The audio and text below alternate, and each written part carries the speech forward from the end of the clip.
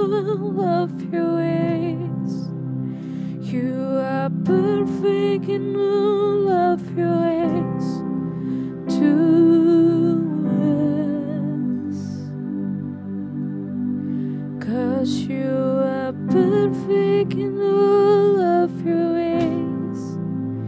You are perfect in all of your ways. You are perfect in all of your ways to us. 'Cause you are perfect in all of your ways. You are perfect in all of your ways.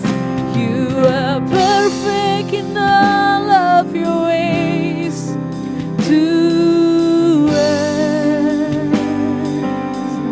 You're a good, good Father. It's who you are.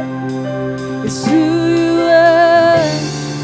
It's who you are, and I'm loved by you. It's who I am. It's who I am. It's who I am. You're a good, good Father. It's who you are. It's who you are. It's who you are, and I'm loved by you. It's who I am. It's who I am. It's who I am. You're a good, good Father. It's who you are. It's who you are. It's who you are, and I'm loved by you. It's who I am. It's who I am. It's who I am. 'Cause you are perfect in all of your ways. You are perfect in all of your ways. You are perfect in all of your ways to us. 'Cause you are perfect in all of your ways. You are perfect in all of your ways. You are perfect in all of your ways to us. Oh, 'cause you are perfect in all of your ways. You are perfect in all of your ways. You are perfect in all of your ways to us. 'Cause you are. 'Cause you are perfect in all of your ways. You are perfect in all of your ways. You are perfect in all of your ways to us. You're a good, good Father. It's who you are. It's who you are. It's who you are, and I'm loved by you. It's who I am. It's who I am. It's who I am.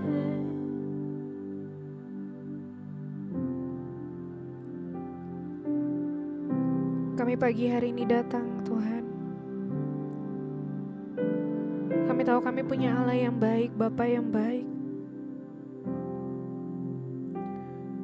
Terima kasih ya Tuhan. Walau situasi akhir-akhir ini kurang begitu baik, tapi kami percaya Kau tetap Bapa yang baik. Dan rancangan-Mu sempurna bagi setiap kami, Tuhan. Thank you, Jesus. I love you, God. In the name of Jesus we pray. Amen.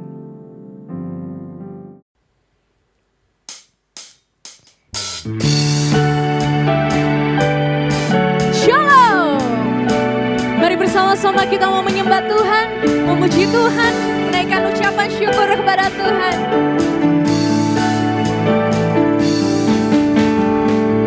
Every praise is to our God. Everyone of worship with one accord. And every praise is to our God. Sing hallelujah is to our God. Glory hallelujah, it's to our God. Every praise is to our God. Every praise is to our God. Glory hallelujah is to our God. Every praise is to our God. Sing hallelujah is to our God. Glory hallelujah is to our God. Every praise is to our God. God my Savior, God my Savior, God my healer, God my deliverer. Yes He is, yes He is, yes He is. God my Savior, God my Savior, God my healer, God my deliverer, deliverer. Yes He is, yes He is, yes He is. Every praise is to our God. Glory hallelujah is to our God. And every praise is to our God. Sing hallelujah is to our God. Glory hallelujah is to our God. Every praise is to our God. God my Savior, God my Savior, God my healer, God my deliverer, deliverer. Yes He is, yes He is, yes He is. God my Savior, God my healer, God my deliverer. Yes He is, yes He is, yes He is. Every praise is to our God. Glory hallelujah, it's to our God. And every praise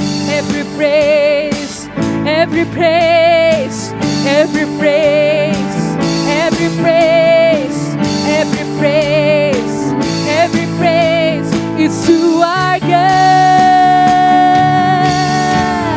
Haleluya. Tepuk tangan yang lebih meriah buat Tuhan kita. Saudara masih semangat untuk puji Tuhan, amin. Kita mau naikkan pujian. Kali ini semuanya harus berjoget. Dimanapun Anda berada saat ini, mari goyangkan kakimu, goyangkan badanmu. Walaupun pagi ini mungkin cuacanya lagi mendung-mendung ya, ataupun cerah, apapun itu, saya percaya tetap kita mau muji Tuhan bersama-sama. Mari goyangkan badanmu, hey! Kita mau sama-sama memuji Tuhan.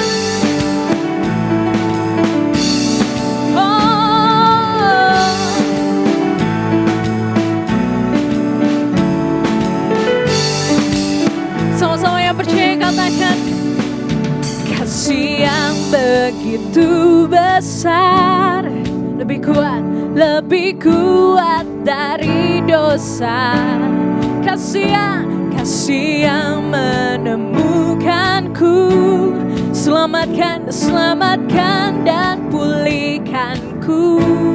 Sama-sama katakan, ku naikkan syukurku, ku tak akan berhenti memuji, meninggikan namamu selalu, menari, memuliakan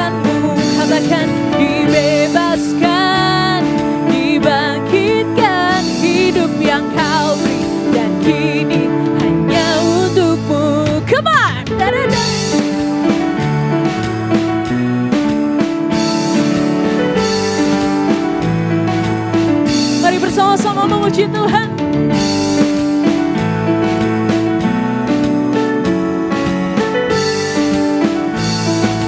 Katakan kasih yang itu besar, lebih kuat dari dosa.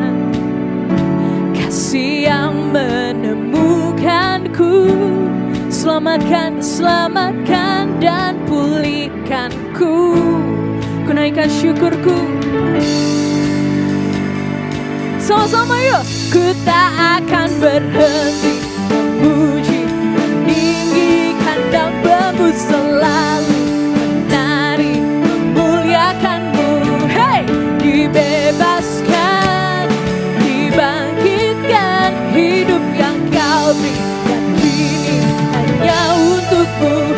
Takkan berhenti memuji, meninggikan namamu, selalu menari, memuliakanmu. Dibebaskan, dibangkitkan, hidup yang kau beri, dan kini hanya untukmu.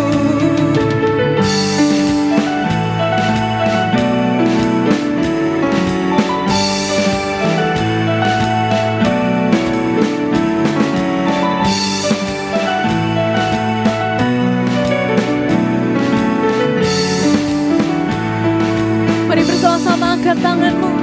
Ku naikkan syukurku, ku naikkan syukurku.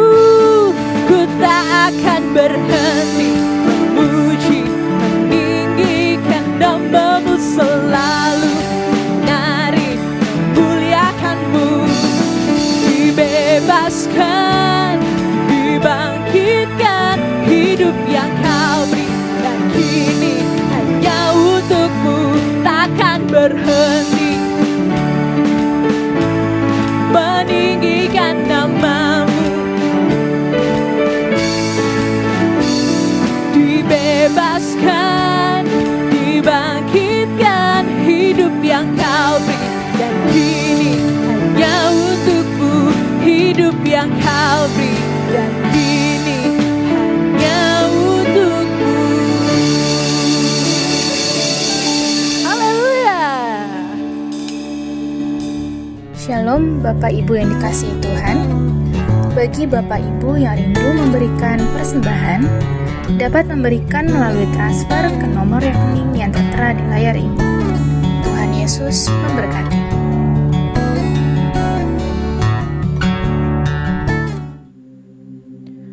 Kau gembala yang baik bagi setiap kami, Tuhan.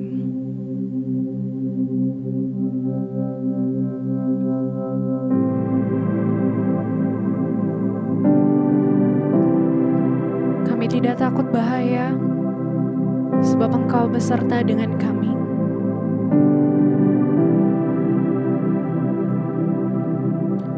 Tuhan, gembalaku, takkan ku kekurangan. Ia baringkanku di padang rumput hijau.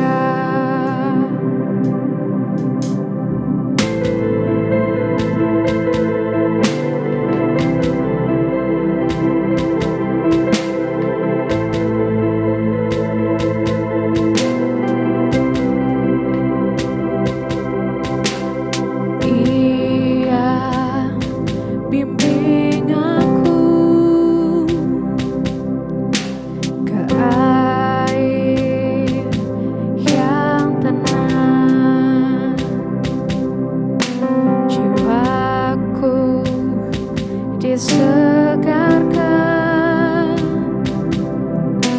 Dia tuntunku di jalan yang benar. Sekalipun aku di lembah kelam, aku tidak takut kan bahaya.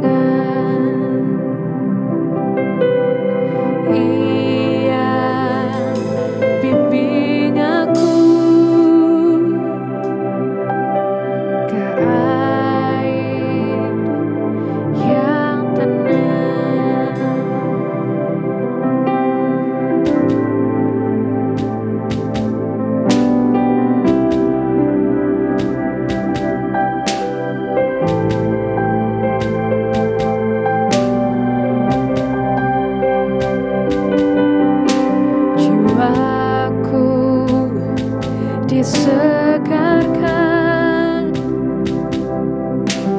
Dia tuntunku di jalan yang benar. Sekalipun aku di lembah kelam, aku tidak takut kan bahaya. Gadamu dan tongkatmu yang hiburkanku, kasih setiamu menyertai hidupku. Engkau mengurapiku di depan lawanku, kebajikan kemurahan-Mu ikutiku.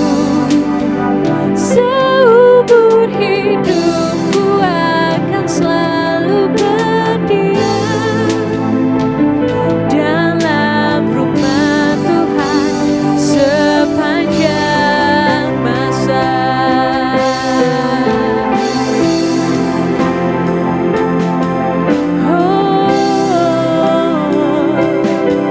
Kami tidak takut bahaya, sebab Engkau beserta kami. Haleluya, haleluya.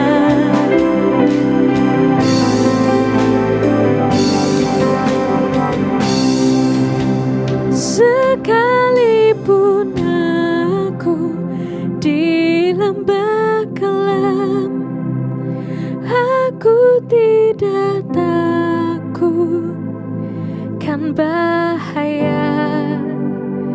Gadamu dan tongkatmu yang hiburkanku,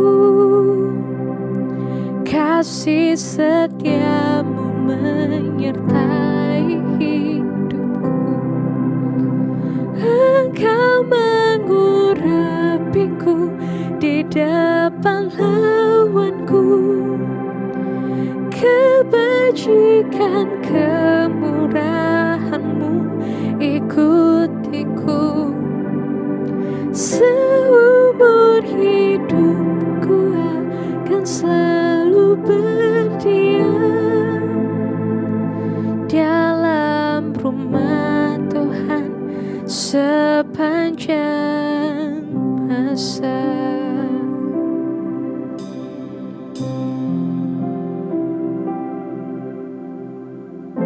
Saudara, lagu ini dinyanyikan oleh Raja Daud di saat dia terhimpit, di saat dia mengalami putus asa, ketakutan yang luar biasa. Sehingga Mazmur 23 ini dinyanyikan.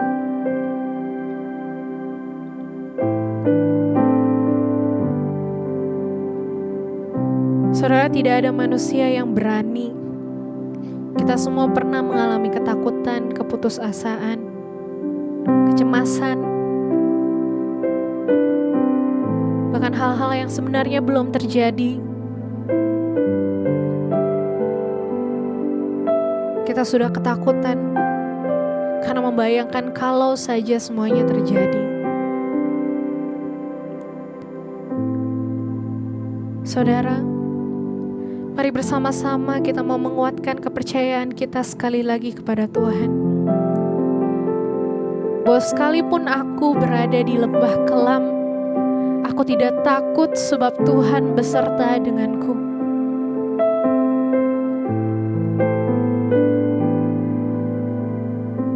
Mari naikkan ayat firman Tuhan, Mazmur Daud.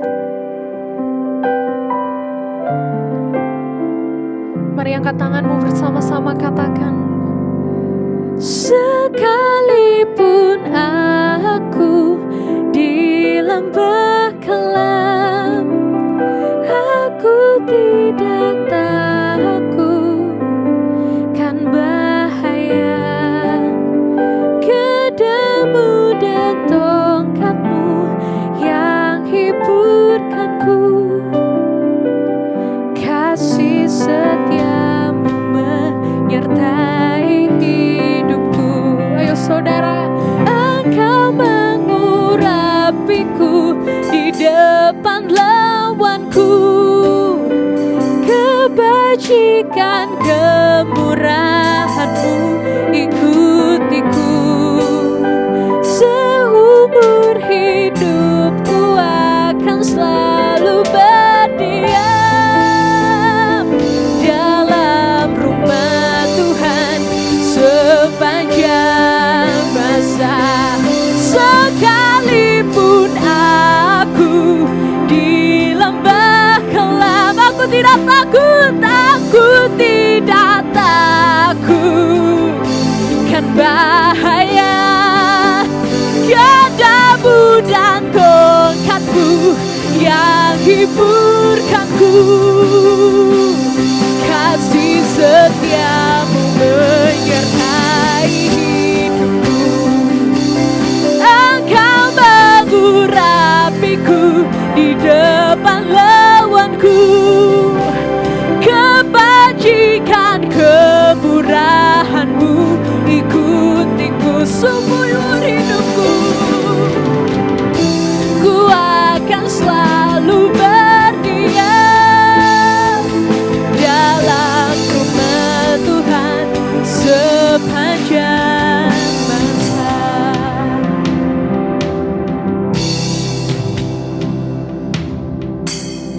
Tuhan gembalaku,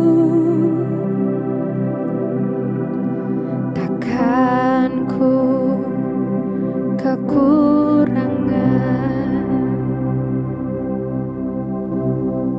Shalom Bapak Ibu yang dikasihi Tuhan. Beberapa waktu yang lalu kita sudah belajar tentang Tuhan Yesus yang telah mati bagi kita dan telah bangkit juga bagi kita.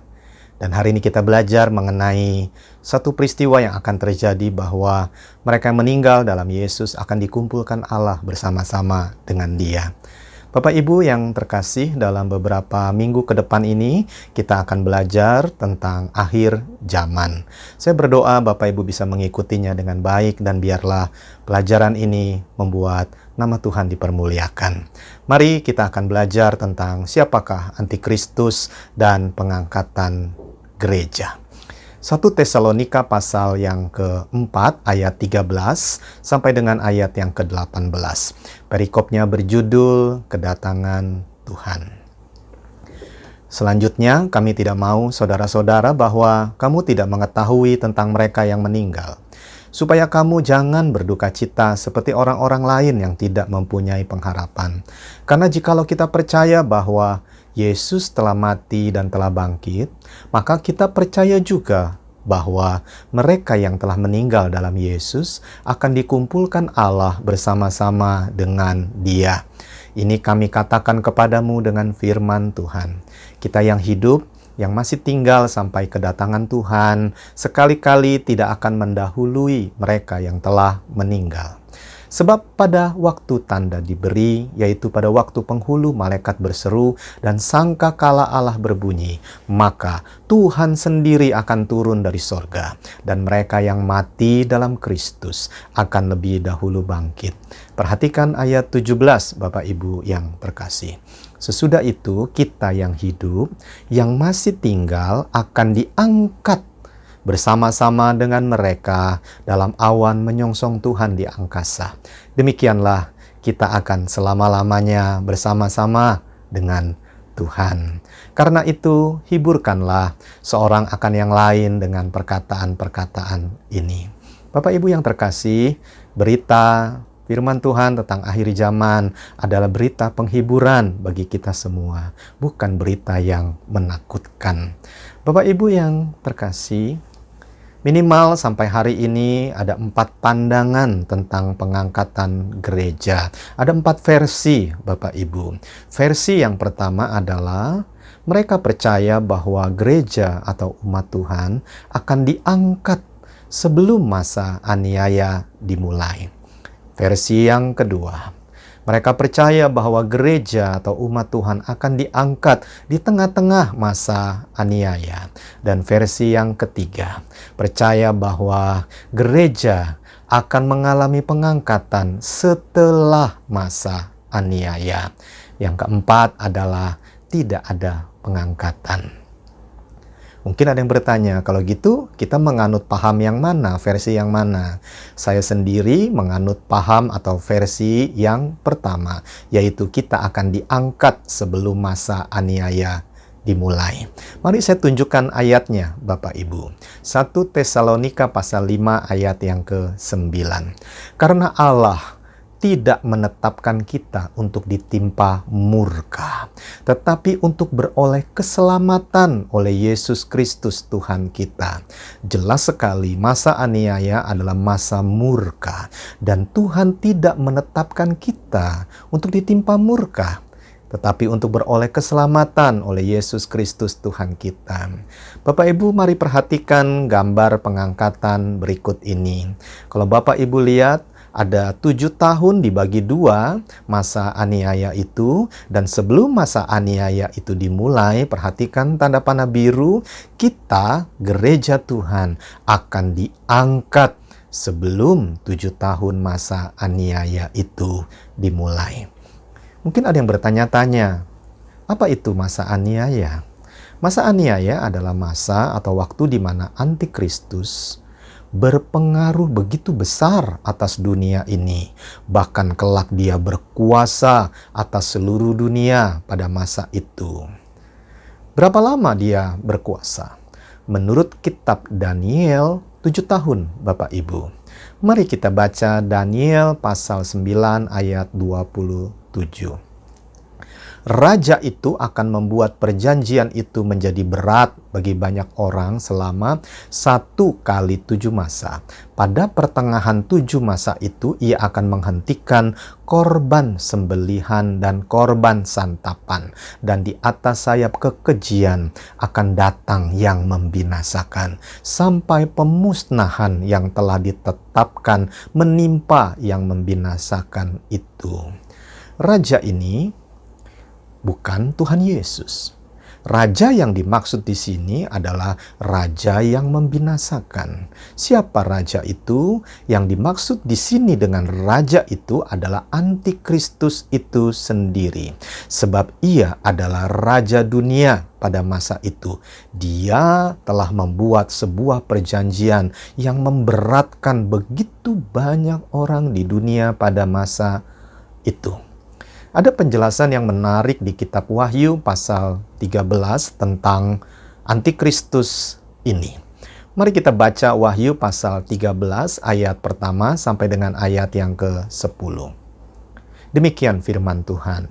Lalu aku melihat seekor binatang keluar dari dalam laut, bertanduk 10 dan berkepala 7. Di atas tanduk-tanduknya terdapat 10 mahkota, dan pada kepalanya tertulis nama-nama hujat. Binatang yang kulihat itu serupa dengan macan tutul, dan kakinya seperti kaki beruang, dan mulutnya seperti mulut singa. Dan naga itu memberikan kepadanya kekuatannya, dan tahtanya, dan kekuasaannya yang besar. Perhatikan ayat yang ketiga. Maka tampaklah kepadaku satu dari kepala-kepalanya seperti kena luka yang membahayakan hidupnya. Tetapi luka yang membahayakan hidupnya itu sembuh.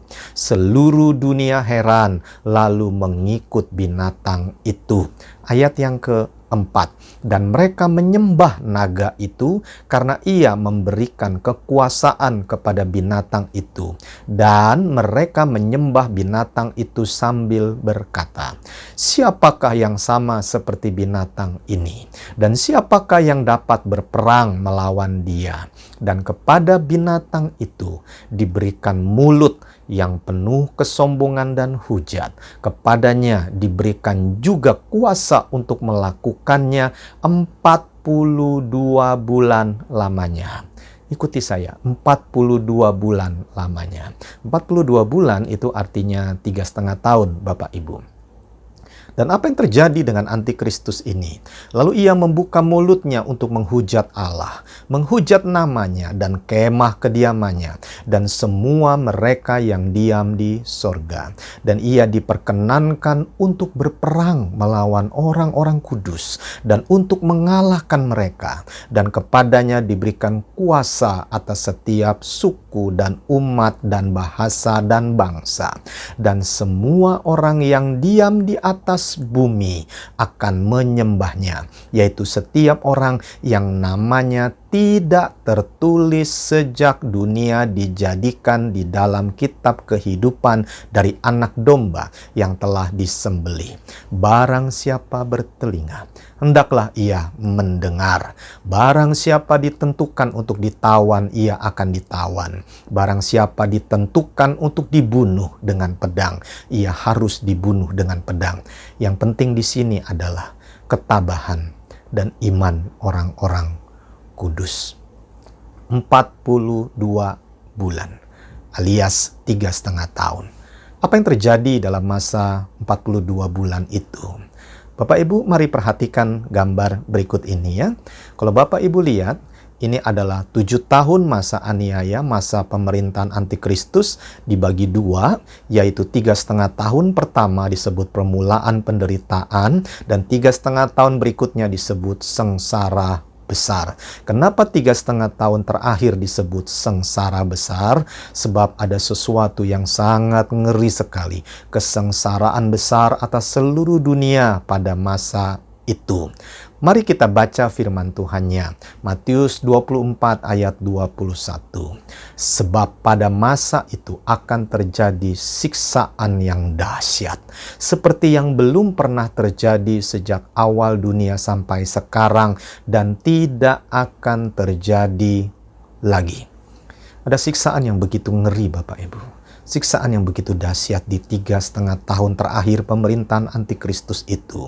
Dan juga akan diterapkan lambang 666 3 kali pada seluruh umat manusia di masa itu. Kita tidak bahas sekarang, tapi kita akan dengar penjelasannya di khotbah berikut lain waktu. Berikutnya juga apa yang terjadi dalam 42 bulan itu. Antikristus dia akan berkuasa atas seluruh dunia. Dan yang ngerinya adalah dia minta disembah sebagai Tuhan. Mari kita baca firman Tuhannya. Matius 24 ayat yang ke-15. Demikian firman Tuhan. Jadi, apabila kamu melihat pembinasa keji, maksudnya antikristus itu, berdiri di tempat kudus, menurut firman yang disampaikan oleh Nabi Daniel, para pembaca hendaklah memperhatikannya. Bapak Ibu yang baca, perhatikan baik-baik ya. Di manakah tempat kudus itu? Di mana nanti antikristus itu dia berdiri? Di manakah tempat kudus itu? Gerejakah? Di mana, Bapak Ibu? Mari kita perhatikan penjelasan di ayat yang berikutnya. 2 Tesalonika pasal 2 ayat yang keempat. Di manakah antikristus itu berdiri? Begini firman Tuhan. Yaitu lawan yang meninggikan diri di atas segala yang disebut atau yang disembah sebagai Allah. Bahkan ia duduk di bait Allah dan mau menyatakan diri sebagai Allah. Ternyata tempat yang dimaksud tempat kudus itu bukan gereja pada zaman itu, tetapi adalah bait Allah. Bapak Ibu yang terkasih, di manakah letak bait Allah itu? Bukan di Jakarta, bukan di Indonesia, tapi di mana Bapak Ibu? Di Israel, lebih tepatnya di Yerusalem. Dan yang luar biasa, apakah bait Allah itu sekarang sudah ada? Jawabannya adalah belum ada, tetapi nanti akan dibangun segera di zaman antikristus. Apakah Bapak Ibu mau melihat nanti bagaimana bentuk bait Allah itu? Saya tidak. Sebab saya percaya sebelum bait Allah itu dibangun, kita sudah diangkat. Yang mau diangkat sebelum bait Allah itu dibangun, sama-sama katakan amin. Bapak Ibu yang terkasih, Cerita mengenai bait Allah di Yerusalem bermula dari cerita mengenai tabernakel yang ada di zaman Musa. Dan berikutnya dijadikan permanen, yaitu di zaman Raja Salomo. Dialah yang pertama kali membangun bait Allah itu. Tetapi bait Allah yang pertama yang dibangun di zaman Raja Salomo itu sudah tidak ada lagi. Lalu dibangun oleh Raja Herodes yang disebut bait Allah yang kedua. Bait Allah yang kedua pun sudah tinggal sisa reruntuhannya saja. Dan sebagian reruntuhannya itu sekarang kita kenal dengan bahasa Indonesia tembok ratapan, atau bahasa resmi yang di sana Western Wall. Tembok ratapan ini ada di Yerusalem. Kalau Bapak Ibu nanti ke Yerusalem, pasti Bapak Ibu tidak akan melewati yang namanya tembok ratapan itu. Waktu Bapak Ibu nanti ke sana, Bapak Ibu akan melihat ada begitu banyak orang berdoa, bahkan ada yang menangis meratap di sana. Kenapa umat Israel menangis meratap di sisa-sisa tembok dari bait Allah yang kedua itu? Sebab mereka meratap untuk kembalinya, dibangunnya bait Allah mereka yang akan disebut bait Allah yang ketiga. Menarik sekali. Menarik sekali. Kenapa mereka meratap? Kenapa mereka mau membangun bait Allah? Apa mereka nggak ada tempat ibadah? Bapak Ibu perhatikan, dengarkan ini. Mereka punya tempat ibadah yang dikenal atau disebut dengan sinagog. Sinagog ini adalah ruangan-ruangan khusus yang dibangun oleh orang-orang Israel untuk sembahyang, untuk berdoa, untuk melakukan hal-hal yang mereka sebut pembacaan Taurat. Itu ada di sana, Bapak Ibu yang terkasih. Tetapi ada satu hal yang menarik. Sinagog memang tempat untuk berdoa, sinagog memang tempat untuk mempelajari, untuk belajar firman Tuhan. Tetapi ada satu hal yang tidak bisa dilakukan di sinagog. Apa itu? Korban penghapus dosa. Korban sembelihan, korban bakaran tidak bisa dilakukan di sinagog. Itu hanya bisa dilakukan di bait Allah. Apa fungsi korban penghapus dosa? Korban penghapus dosa itu bukan cuma korban untuk menghapus dosa satu orang, tapi menghapus dosa satu bangsa. Nah, jadi sekarang kita mulai menangkap cerita ini. Selama bait Allah belum ada, tidak ada korban penghapus dosa bagi orang-orang Israel. Artinya dosa-dosa mereka tidak atau belum diampuni. Mereka menantikan bait Allah itu jadi, sebab itu penting bagi pengampunan dosa mereka, bagi pengampunan dosa satu bangsa Israel.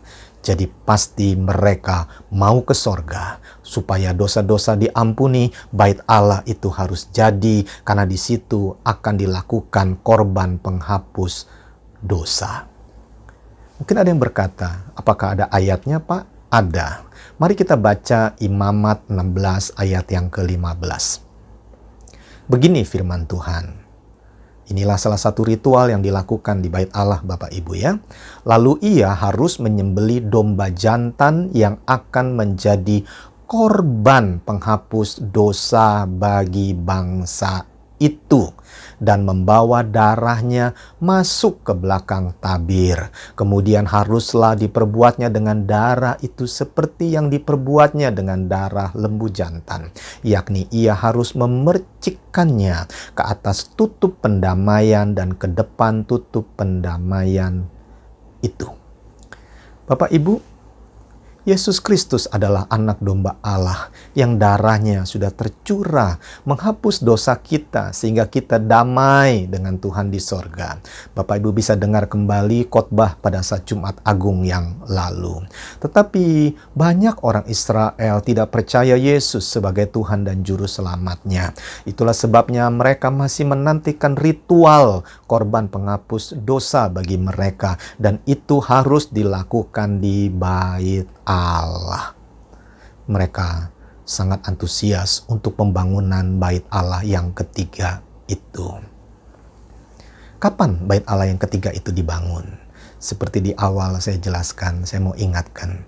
itu akan dibangun waktu zaman antikristus. Dan kita tidak akan melihat bait Allah yang ketiga itu. Kenapa? Karena kita sudah diangkat sebelum bait Allah yang ketiga itu terjadi. Yang rindu untuk diangkat kelak sama-sama katakan amin. Kapan pengangkatan itu terjadi? Matius 24 ayat 36. Begini firman Tuhan. Tetapi tentang hari dan saat itu, tidak seorang pun yang tahu. Ingat baik Bapak Ibu. Pengangkatan itu hari dan saatnya tidak ada seorang pun yang tahu. Malaikat-malaikat di sorga tidak dan anak pun tidak, hanya Bapa sendiri. Bapak Ibu, memang tidak ada orang yang tahu hari dan saat itu. Tetapi Tuhan berikan kode, tanda-tanda atau kisi-kisi hal-hal yang akan mendahului sebelum Tuhan Yesus datang menjemput gerejanya. Mari kita perhatikan ini Bapak Ibu. 1 Tesalonika 5 ayat yang ketiga. Inilah yang akan terjadi sebelum Tuhan Yesus datang. Ini kunci Bapak Ibu. Apabila mereka mengatakan, semuanya damai dan aman, maka tiba-tiba mereka ditimpa oleh kebinasaan. Seperti seorang perempuan yang hamil ditimpa oleh sakit bersalin, mereka pasti tidak akan luput. Bapak Ibu, ada satu masa, satu hari kelak setelah hari ini, dunia tiba-tiba saja ada sesuatu yang aneh terjadi. Dunia damai, dunia aman. Damai dan aman yang semu tentu saja. Tetapi itu adalah kode untuk gereja Tuhan tiba-tiba saja diangkat. Dan yang ditinggal, mereka akan ditimpa kebinasaan. Kenapa? Karena antikristus akan muncul Bapak Ibu sebagai penguasa tunggal atas seluruh dunia ini. Jadi Bapak Ibu, kalau masih dengar berita-berita perang, masih dengar dunia tidak aman, artinya Tuhan belum datang, belum akan datang. Tapi kalau tiba-tiba Bapak Ibu dengar, dunia tiba-tiba jadi aman, dunia tiba-tiba jadi damai, angkatlah kepalamu hai gereja Tuhan, sebab hari keselamatanmu sudah tiba, hari pengangkatanmu sudah tiba. Bapak Ibu yang terkasih, mari kita lihat kisi-kisi yang berikutnya sebelum Tuhan Yesus datang. Matius 24 ayat 37 sampai dengan 39. Begini firman Tuhan. Sebab sebagaimana halnya pada zaman Nuh, demikian pula halnya kelak pada kedatangan Anak Manusia. Matius 24:38. Sebab sebagaimana mereka pada zaman sebelum air bah itu makan dan minum, kawin dan mengawinkan, sampai kepada hari Nuh masuk ke dalam bahtera, dan mereka tidak tahu akan sesuatu sebelum air bah itu datang dan melenyapkan mereka semua. Demikian pula lah halnya kelak pada kedatangan Anak Manusia. Perhatikan di ayat 38, makan dan minum, kawin dan mengawinkan. Ada yang bertanya, apakah wabah corona ini Tuhan Yesus datang di tengah-tengah wabah ini? Saya kasih tahu, tidak Bapak Ibu. Sebab pada musim corona ini orang tidak kawin dan mengawinkan.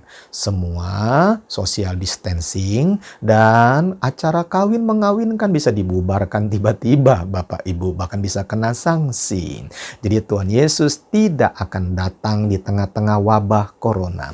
Tetapi kalau setelah wabah corona ini, tiba-tiba dunia bersorak-sorai. Dunia bersuka cita, dunia jadi aman, dunia jadi damai. Berjaga-jagalah Bapak Ibu, angkatlah wajahmu, sebab hari keselamatanmu, hari penyelamatanmu sudah tiba. Mengerti? Katakan amin. Bapak Ibu yang terkasih di dalam Yesus Kristus Tuhan. Apakah setiap orang Kristen pasti diangkat? Nah, ini pertanyaan yang menarik Bapak Ibu. Ini pertanyaan yang menarik. Apakah setiap orang Kristen pasti diangkat? Mari kita baca 2 Petrus 3 ayat yang ke-10. Tetapi hari Tuhan akan tiba seperti pencuri. Pada hari itu langit akan lenyap dengan gemuruh yang dahsyat, dan unsur-unsur dunia akan hangus dalam nyala api, dan bumi dan segala yang ada di atasnya akan hilang lenyap. Bapak Ibu, bukan berarti Tuhan jadi pencuri, bukan. Ini hanya sebuah kata-kata kiasan, sebuah peribahasa, sebuah ilustrasi tentang pencuri. Mari perhatikan apa yang Tuhan ajarkan kepada saya tentang pencuri. Yang pertama, pencuri tidak pernah kasih tahu kapan dia datang. Tidak pernah ditemui pencuri telepon korbannya dan berkata, "Pak atau Bu, siap-siap ya, nanti jam 2 malam saya akan datang." Tidak pernah, Bapak Ibu. Dia akan datang tiba-tiba.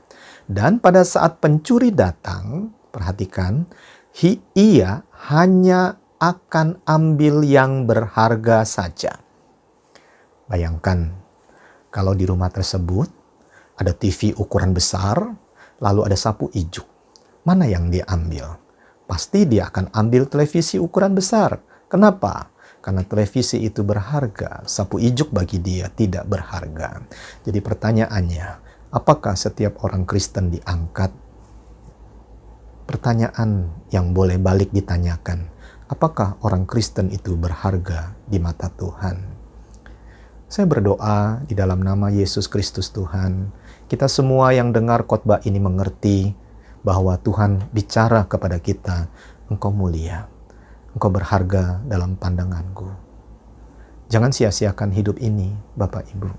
Sebab hidupmu dan hidupku begitu berharga di mata Tuhan. Alkitab mengajarkan. Mazmur 24 ayat yang ketiga. Siapakah yang boleh naik ke atas gunung Tuhan?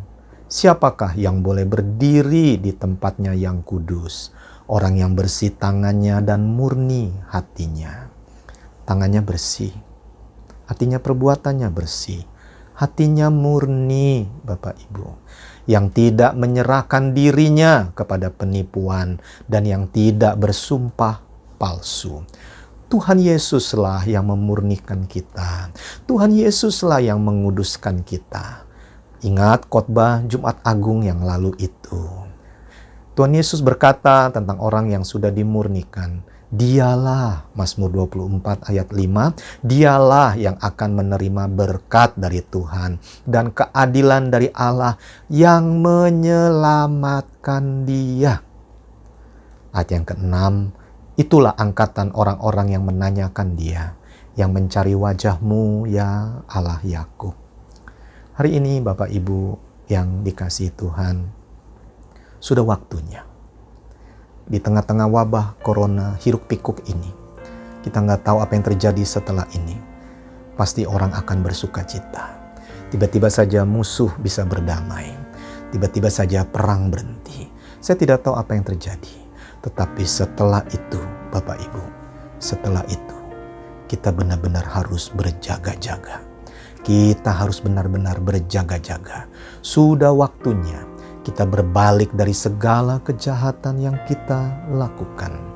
Mari di hari-hari di mana Tuhan membuat kita banyak sabat di rumah kita, banyak berdiam diri, banyak duduk di rumah.